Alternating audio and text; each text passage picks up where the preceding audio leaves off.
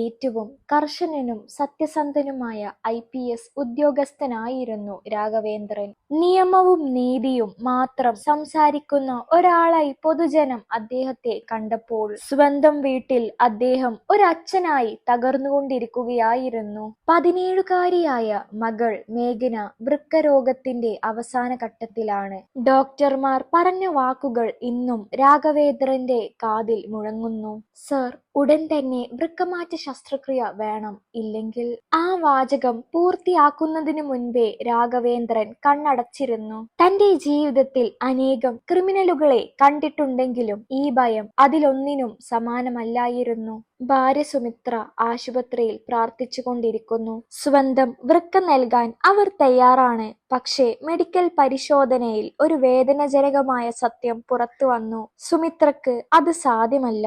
രാഘവേന്ദ്രൻ സ്വന്തം വൃക്ക നൽകാൻ മുന്നോട്ട് വന്നപ്പോൾ ഡോക്ടർ തലകുലുക്കി. സർ, നിങ്ങളുടെ ബ്ലഡ് പ്രഷറും പ്രായവും. വീട്ടിലാകെ ഒരു നിശബ്ദത. ഉദ്യോഗസ്ഥന്റെ ഔദ്യോഗിക വേഷം അഴിച്ചു വെച്ചപ്പോൾ അവിടെ ബാക്കിയുണ്ടായിരുന്നത് ഒരു അച്ഛന്റെ നിസ്സഹായത മാത്രം. മേഘനയ്ക്ക് ഒരിക്കൽ ഒരു ചേട്ടനുണ്ടായിരുന്നു. 10 വയസ്സുള്ളപ്പോൾ കാണാതെയായ ആദിത്. ഒരു തിരക്കേറിയ മാർക്കറ്റിൽ ഒരു നിമിഷത്തെ അശ്രദ്ധ, പിന്നെ ഒരിക്കലും തിരികെ വന്നില്ല. പോലീസ് സേന മുഴുവൻ അന്വേഷിച്ചെങ്കിലും ആ കുട്ടി ഭൂമിയിൽ നിന്ന് അപ്രത്യക്ഷമായതുപോലെ ആയിരുന്നു. ആ സംഭവത്തിന് ശേഷം സുമിത്ര ഒരിക്കലും പഴയതുപോലെ ആയില്ല.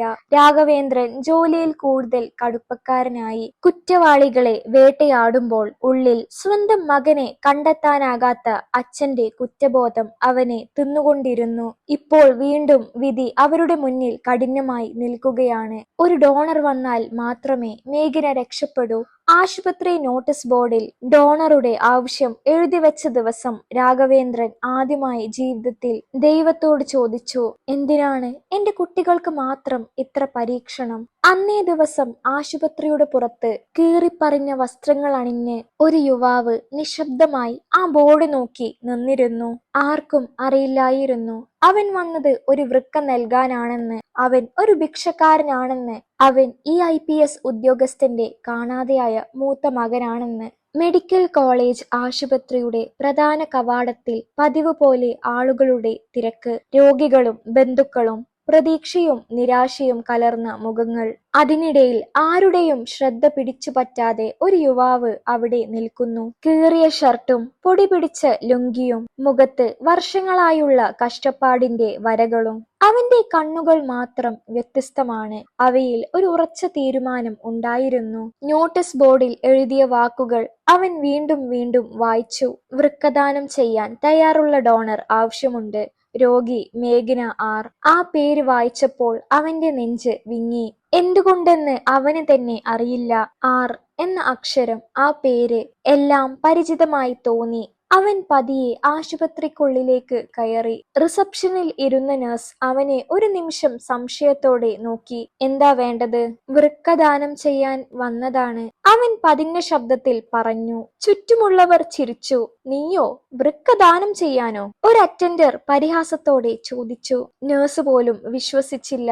നിനക്ക് ഇതിനെപ്പറ്റി എന്തെങ്കിലും അറിയുമോ? ഇത് തമാശയല്ല. അറിയാം, അവൻ കണ്ണുയർത്തി പറഞ്ഞു. ഡോക്ടറെ വിളിച്ചു.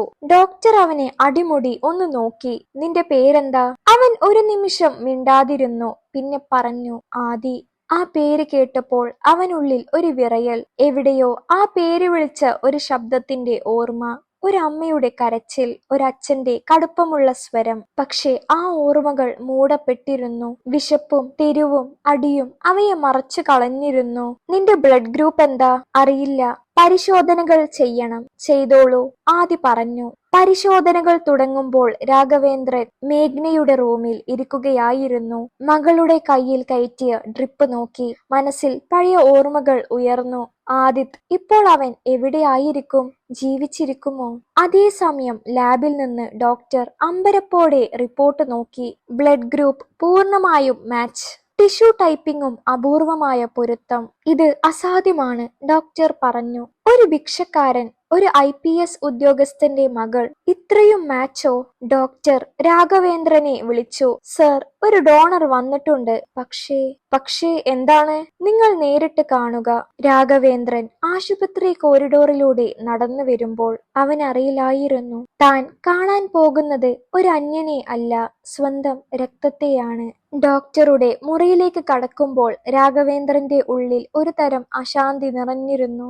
ഒരു ഡോണർ വന്നിരിക്കുന്നു എന്ന വാർത്ത പ്രതീക്ഷയും ഭയവും ഒരുപോലെ ഉയർത്തി. പക്ഷേ നിങ്ങൾ നേരിട്ട് കാണണം എന്ന ഡോക്ടറുടെ വാക്കുകൾ അതിനേക്കാൾ വലിയ എന്തോ സൂചിപ്പിക്കുന്നത് പോലെ തോന്നി. മുറിയുടെ വാതിൽ തുറന്നപ്പോൾ ഒരു നിമിഷം അദ്ദേഹം നിന്നു.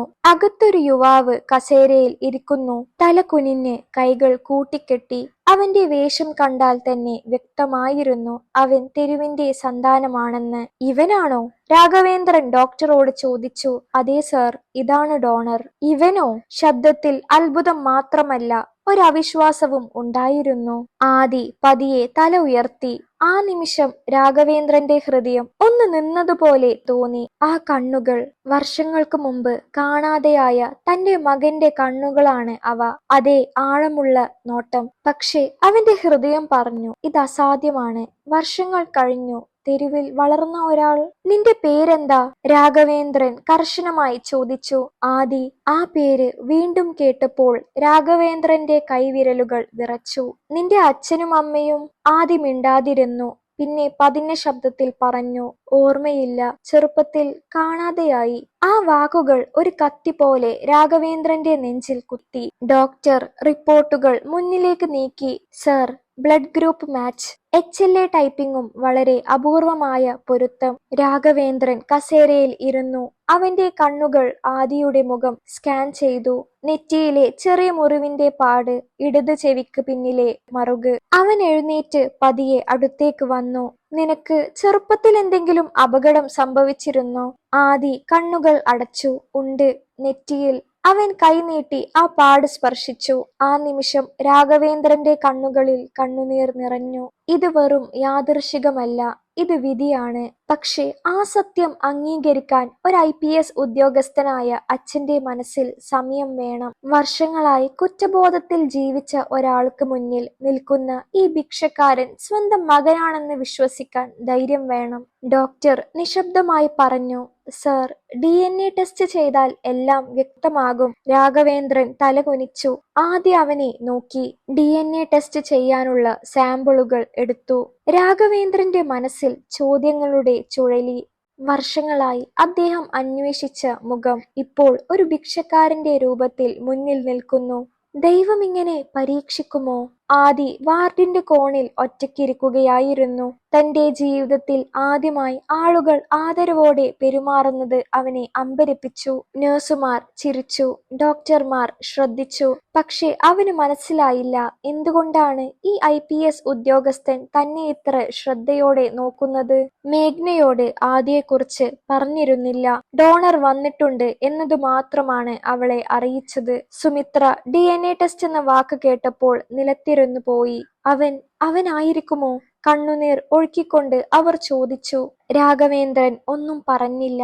പറഞ്ഞാൽ അത് സത്യമാകുമോ എന്ന ഭയം. ടെസ്റ്റ് ഫലം വരാൻ 3 ദിവസം. അത് 3 യുഗങ്ങൾ പോലെ തോന്നി.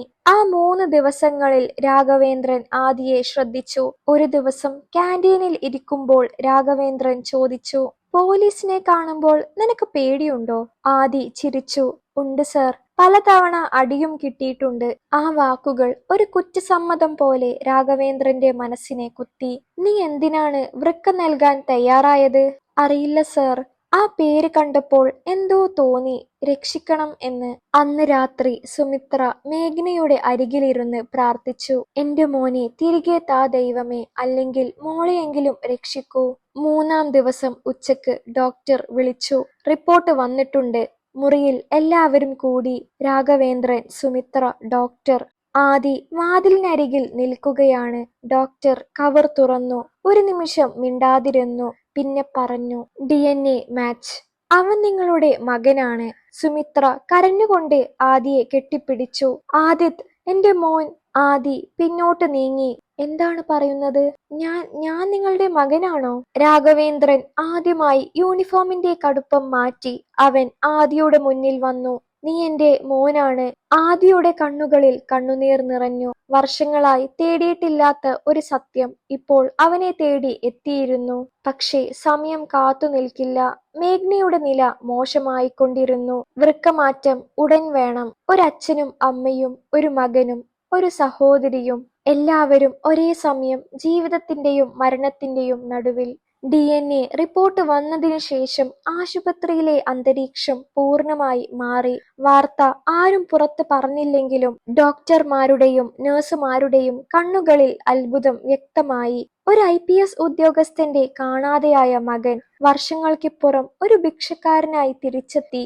സഹോദരിക്ക് വൃക്ക നൽകാൻ തയ്യാറായി നിൽക്കുന്നു. ഇതൊരു സിനിമാ കഥയേക്കാൾ അതിശയകരമായിരുന്നു. ആദി പക്ഷേ വളരെയധികം സംശയത്തിലാണ്.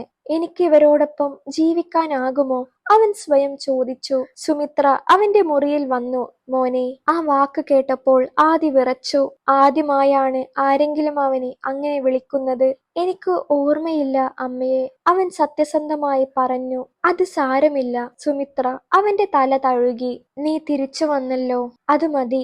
രാഘവേന്ദ്രൻ ശസ്ത്രക്രിയ സമ്മതപത്രം വായിക്കുമ്പോൾ കൈകൾ വിറച്ചു. ഒരു IPS ഓഫീസറായിട്ടും അനേകം അപകടകരമായ ഉത്തരവുകളിൽ ഒപ്പുവെച്ചിട്ടുണ്ടെങ്കിലും ഇതാണ് ഏറ്റവും ഭയപ്പെടുത്തിയത്. ഡോക്ടർ വ്യക്തമായി പറഞ്ഞു. സർ, ഇതൊരു വലിയ ശസ്ത്രക്രിയയാണ്. രണ്ടുപേരുടെയും ജീവൻ വിലപ്പെട്ടതാണ്. നിങ്ങൾ സമ്മതിക്കുന്നുണ്ടോ? രാഘവേന്ദ്രൻ ആദിയെ നോക്കി. മോനെ, നീ തയ്യാറാണോ? നീ വേണ്ടെന്ന് പറഞ്ഞാൽ? ആദി തലകുലുക്കി. ഇല്ല സർ. അച്ഛാ. ആ വാക്ക് ആദ്യമായി പുറത്തു വന്നു. ഇത്രയും കാലം എന്റെ ജീവിതത്തിൽ എനിക്കാരും ഉണ്ടായിട്ടില്ല. പക്ഷേ അവൾ എന്റെ സഹോദരിയാണ്. എനിക്കവളെ രക്ഷിക്കണം. മേഘ്നയോട് അവർ സത്യം പറഞ്ഞു. ആദിയെ കണ്ടപ്പോൾ അവൾ അമ്പരന്നു. നീ എന്റെ ചേട്ടനാണോ? ആദി പുഞ്ചിരിച്ചു. അങ്ങനെയാണ് ഇവർ പറയുന്നത്. അവൾ അവന്റെ കൈ പിടിച്ചു. ചേട്ടൻ വന്നതുകൊണ്ടാണ് ഞാൻ ജീവിക്കുന്നത്. ശസ്ത്രക്രിയക്ക് മുൻപുള്ള രാത്രി ആദി ആശുപത്രി വരാന്തയിൽ നിന്നു. രാഘവേന്ദ്രൻ അവന്റെ അടുത്തു വന്നു. എനിക്ക് നിന്നോട് മാപ്പ് പറയാനുണ്ട്. അത് വേണ്ട, ആദി പറഞ്ഞു. അച്ഛൻ കുറെ അന്വേഷിച്ചതല്ലേ. ഞാൻ കാണാതെയായത് അച്ഛന്റെ തെറ്റല്ല. പക്ഷേ അച്ഛന്റെ കണ്ണുനീർ അവനെ തളർത്തി. അടുത്ത ദിവസം രാവിലെ ഓപ്പറേഷൻ തിയേറ്ററിന്റെ വാതിൽ തുറന്നു. ഒരു ഭിക്ഷക്കാരൻ, ഒരു IPS ഉദ്യോഗസ്ഥന്റെ മകൻ, ഒരു സഹോദരിയുടെ രക്ഷകനായി അകത്തേക്ക് നടന്നു. ഓപ്പറേഷൻ തിയേറ്ററിന്റെ ചുവന്ന ലൈറ്റ് തെളിഞ്ഞ നിമിഷം മുതൽ സമയം നിലച്ചതുപോലെ തോന്നി. പുറത്ത് കാത്തുനിന്ന രാഘവേന്ദ്രനും സുമിത്രയും ഒരേ കസേരയിൽ ഇരുന്നെങ്കിലും അവരുടെ ഉള്ളിൽ രണ്ട് വ്യത്യസ്ത ഭയങ്ങൾ.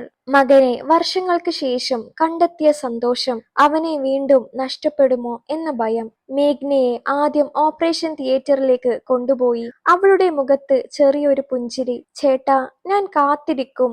ആദിയൊന്നും പറഞ്ഞില്ല. വാക്കുകൾ അവനെ വിട്ടുപോയിരുന്നു. ആദിയെ പിന്നെ കൊണ്ടുപോയപ്പോൾ ആശുപത്രിയിലെ ചിലർ കണ്ണുനീർ തുടച്ചു. ഭിക്ഷക്കാരനാണെന്ന് കരുതി ചിരിച്ചവർ ഇന്ന് തലകുനിക്കുന്നു. ഒരു നഴ്സ് പതിയെ പറഞ്ഞു. മണിക്കൂറുകൾ നീണ്ടു. ഓരോ മിനിറ്റും രാഘവേന്ദ്രന്റെ നെഞ്ചിൽ കല്ലുപോലെ വീണു. അവൻ ആദ്യമായി തന്റെ ജീവിതം തിരിഞ്ഞു നോക്കി. നിയമത്തിനു വേണ്ടി എത്രയെത്ര സമയം ചെലവാക്കി. മക്കൾക്ക് വേണ്ടി എത്ര കുറച്ച് സമയം. സുമിത്ര മൗനമായി പ്രാർത്ഥിച്ചു. എന്റെ മോളെയും മോനെയും എനിക്ക് തിരികെ തരണമേ. 5 മണിക്കൂർ, 6 മണിക്കൂർ. ഡോക്ടർമാർ പുറത്തേക്ക് വന്നു. ഡോണറിന്റെ സർജറി വിജയകരം. രാഘവേന്ദ്രന്റെ കാൽ തളർന്നു. പക്ഷെ അത് അവസാനമായിരുന്നില്ല. കൂടുതൽ സമയം, കൂടുതൽ കാത്തിരിപ്പ്. ഒടുവിൽ ആ വാക്കുകൾ. മോള് സ്റ്റേബിൾ ആണ്. വൃക്ക പ്രവർത്തനം തുടങ്ങി. സുമിത്ര കരഞ്ഞു. രാഘവേന്ദ്രൻ കണ്ണടച്ചു. ആദി ICUവിൽ. മേഘന മറ്റൊരു റൂമിൽ. രാഘവേന്ദ്രൻ ആദിയുടെ ബെഡിനരികിൽ നിന്നു. മകന്റെ കൈ പിടിച്ചു. നീ എത്ര വലിയ കാര്യമാണ് ചെയ്തത്. ആദി മന്ദമായി കണ്ണു തുറന്നു. മേഘ്ന സുഖമാണ്. അവൻ വീണ്ടും ഉറങ്ങി. മേഘ്ന ബോധം വന്നപ്പോൾ ആദ്യമായി ചോദിച്ചത് ചേട്ടൻ. അവന് സുഖമാണ്, അമ്മ പറഞ്ഞു. ആ രാത്രിയിൽ ആശുപത്രിയുടെ മേൽക്കൂര കീഴിൽ ഒരു കുടുംബം പുനർജനിച്ചു. പക്ഷേ പുറത്തുള്ള ലോകം ഇതറിഞ്ഞാൽ എന്താകും? ഒരു IPS ഉദ്യോഗസ്ഥന്റെ മകൻ ഭിക്ഷക്കാരനായി ജീവിച്ചതിന്റെ സത്യം അത് അദ്ദേഹത്തിന്റെ ഔദ്യോഗിക ജീവിതത്തെ ബാധിക്കുമോ? രാഘവേന്ദ്രൻ ആ ചോദ്യത്തോട് പേടിച്ചില്ല. ഇപ്പോൾ അയാൾ സ്ഥാനം കൊടുത്തത് തന്റെ മക്കൾക്കാണ്, തന്റെ ജോലിക്കല്ല. ആദിയെയും മേഘ്നയെയും സാധാരണ വാർഡിലേക്ക് മാറ്റിയ ദിവസം ആശുപത്രിയിൽ ഒരു അസാധാരണമായ ശാന്തതയുണ്ടായിരുന്നു. പക്ഷെ ആ ശാന്തത അധികനാൾ നിലനിൽക്കില്ലെന്ന് രാഘവേന്ദ്രന് അറിയാം. ഇത്ര സംഭവങ്ങൾ മറഞ്ഞിരിക്കില്ല, സത്യം പുറത്തുവരും. ഒരു ജൂനിയർ ഡോക്ടർ അശ്രദ്ധയിൽ പറഞ്ഞ ഒരു വാക്ക്. IPS സാറിന്റെ മകൻ ഡോണർ ആയിരുന്നല്ലോ. പിന്നെ വാർത്ത കാട്ടുതീയായി. മാധ്യമങ്ങൾ ആശുപത്രിക്ക് മുന്നിൽ കാവൽ നിന്നു. സർ, ഇത് സത്യമാണോ? ഭിക്ഷക്കാരൻ നിങ്ങളുടെ മകനാണോ?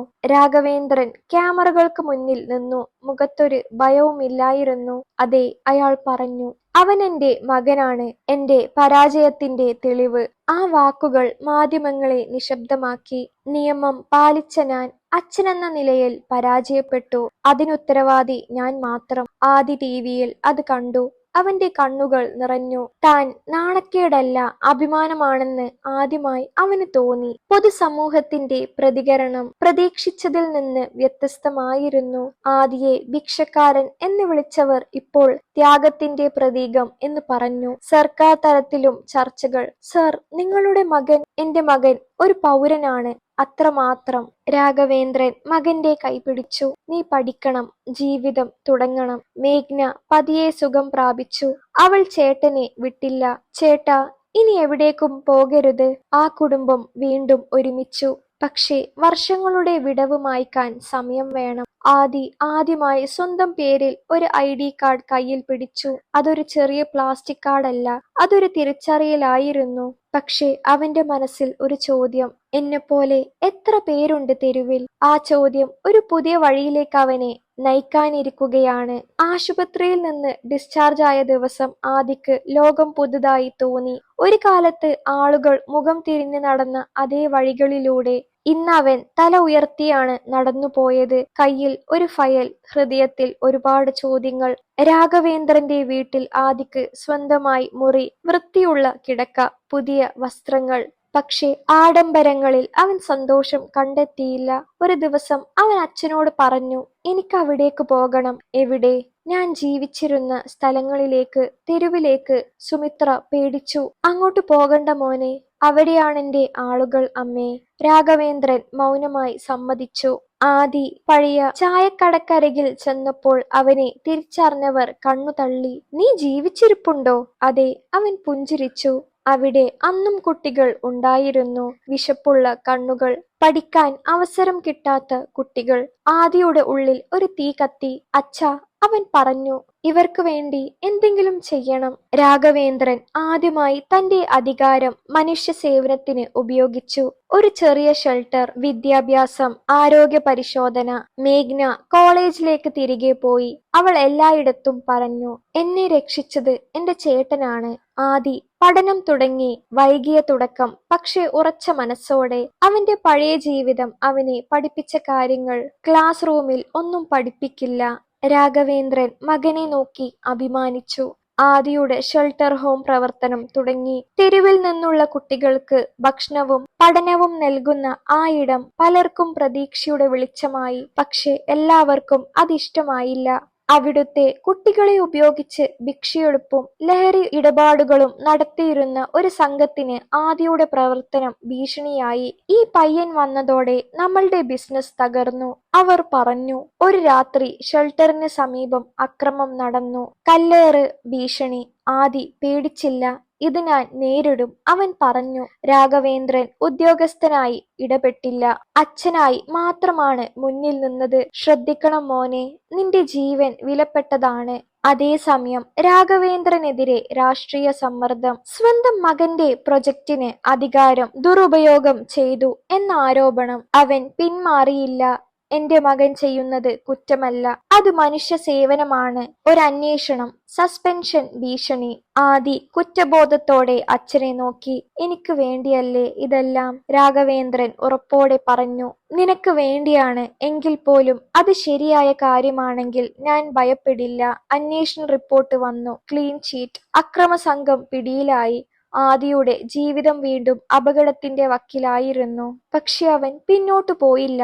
മേഘ്ന ചേട്ടന്റെ കൈ പിടിച്ചു. ചേട്ടാ, നീ തന്നെയാണ് എന്റെ ഹീറോ. രാഘവേന്ദ്രൻ മനസ്സിലാക്കി. താൻ കണ്ടെത്തിയത് നഷ്ടപ്പെട്ട മകനെ മാത്രമല്ല, തന്നേക്കാൾ വലിയ ഒരു ഉദ്യോഗസ്ഥനെയാണ്. ആദ്യ തുടങ്ങിയ ചെറിയ ഷെൽട്ടർ ഹോം ഇന്നൊരു സ്ഥാപനമായിരുന്നു. തെരുവിൽ നിന്ന് ഉയർന്ന കുട്ടികൾ ഇന്ന് വിദ്യാർത്ഥികളും തൊഴിലാളികളും സ്വപ്നങ്ങളുമുള്ള മനുഷ്യരുമായിരുന്നു. ഓരോ കുട്ടിയും ആദിയെ ചേട്ടനെന്ന് വിളിക്കുമ്പോൾ അവന്റെ ഉള്ളിൽ പഴയ വേദനകൾ ശാന്തമായി അലിയുമായിരുന്നു. രാഘവേന്ദ്രൻ സർവീസിൽ നിന്ന് വിരമിച്ചു. അവസാന ദിവസം ഗാർഡ് ഓഫ് ഓണർ സ്വീകരിക്കുമ്പോൾ അവന്റെ കണ്ണുകൾ ആദിയെ തേടി. യൂണിഫോം ഇല്ലാതെയും ഒരു IPS ഓഫീസർ എത്ര ശക്തനാകാമെന്ന് അവൻ അന്ന് മനസ്സിലാക്കി. ഒരു മാധ്യമ പ്രവർത്തകൻ ചോദിച്ചു, സർ, നിങ്ങളുടെ ഏറ്റവും വലിയ നേട്ടം എന്താണ്? രാഘവേന്ദ്രൻ ചിരിച്ചു. എന്റെ മകനെ തിരികെ കിട്ടിയതാണ്. മേഘ്ന ഡോക്ടറായി. ആദി തന്റെ പഴയ ജീവിതം മറന്നില്ല. അതവന്റെ ശക്തിയായി മാറി. അന്ന് രാത്രി കുടുംബം ഒരുമിച്ചിരുന്നു. ലളിതമായ ഭക്ഷണം, നിറഞ്ഞ മനസ്സുകൾ. രാഘവേന്ദ്രൻ പറഞ്ഞു, നമ്മൾക്ക് നഷ്ടപ്പെട്ട വർഷങ്ങൾ തിരികെ കിട്ടില്ല, പക്ഷേ മുന്നിലുള്ള വർഷങ്ങൾ നമുക്ക് പൂർണ്ണമാക്കാം. ആദി തലകുനിച്ചു.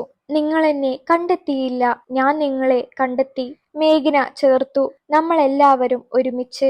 ആകാശത്ത് നക്ഷത്രങ്ങൾ തെളിഞ്ഞു. ഒരു കുടുംബത്തിന്റെ കഥ, ഒരു ത്യാഗത്തിന്റെ കഥ, ഒരു ഭിക്ഷക്കാരനായി വന്ന ഒരു മകനിലൂടെ പൂർണ്ണത കൈവരിച്ച കഥ.